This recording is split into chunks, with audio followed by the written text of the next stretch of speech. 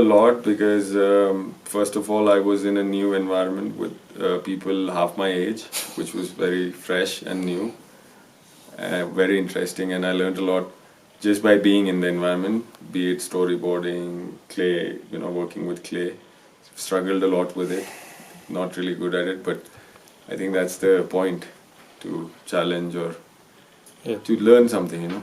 Yeah. I would say the scope of animation is like so deep and wide that even with a simple 15-second clip you can say something, which is very interesting. Okay. You planning on using it in your work or anything else? For sure. For sure? Oh, okay. The experience it was lovely. It was really beautiful. I like to have so when there's a group that's coming together to work creatively, there's like a different aura vibe in that room, and I really love this. Like, it motivates you to create too, and like you get inspired by what the other people are creating, and that's really lovely. Is there anything different you found about animation or anything surprising?